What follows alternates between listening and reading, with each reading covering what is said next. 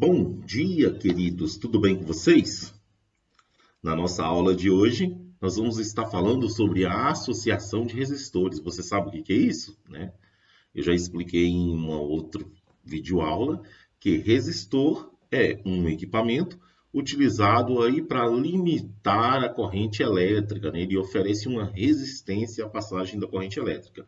E nessa aula de hoje, nós vamos estar falando aí sobre as associações de resistores em série e em paralelo. A associação de resistor em série é muito fácil, né? Então aqui nós temos uma disposição de 3 resistores associados em série.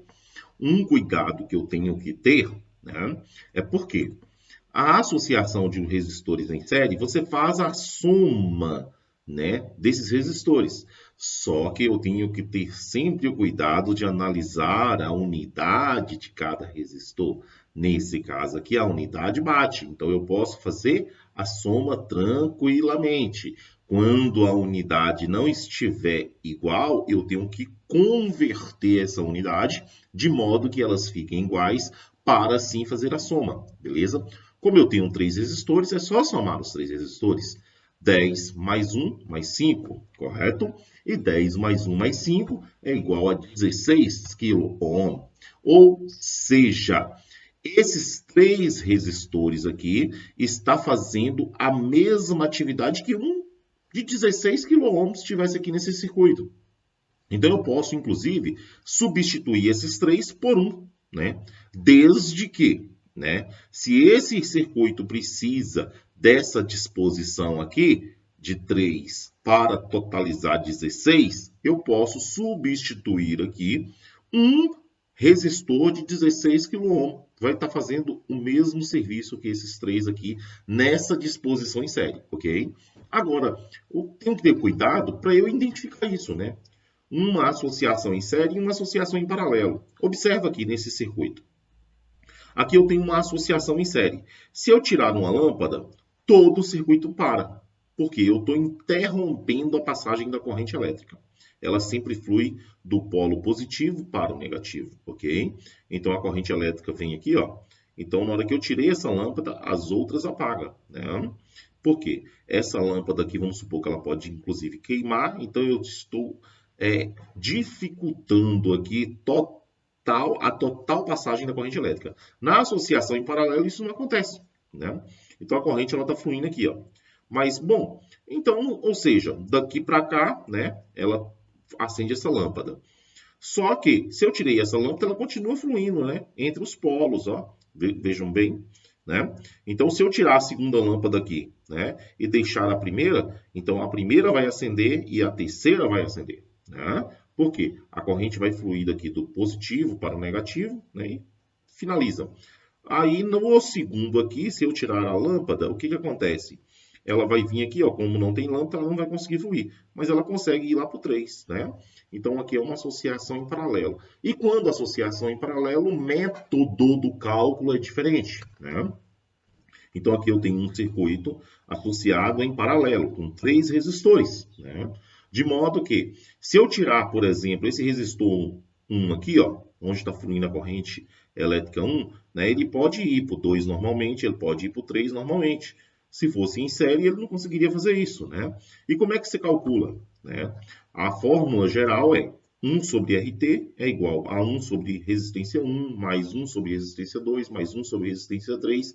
Se tivesse quarto resistor, mais 1 sobre resistência 4, mais 1 sobre resistência 5 e assim sucessivamente.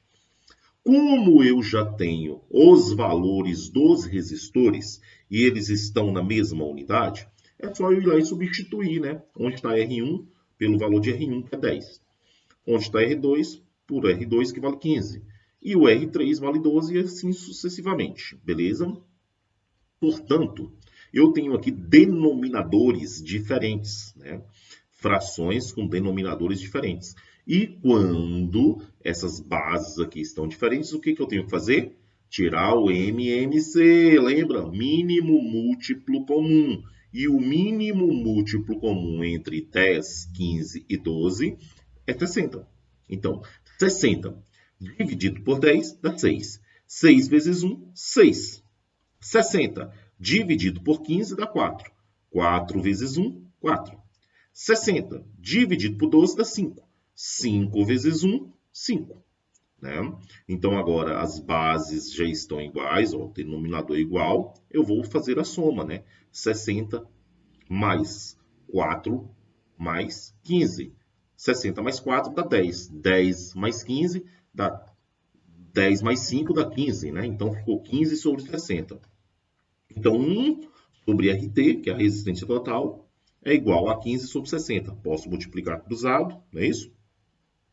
Então, vai ficar RT vezes 15 e 1 vezes 60. Como está multiplicando, passa o quê? Dividindo, né?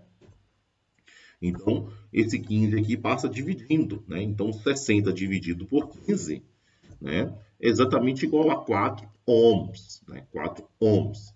Significa dizer que eu posso substituir nessa disposição em paralelo esses 3 resistores por esse único aqui de 4 ohms, né?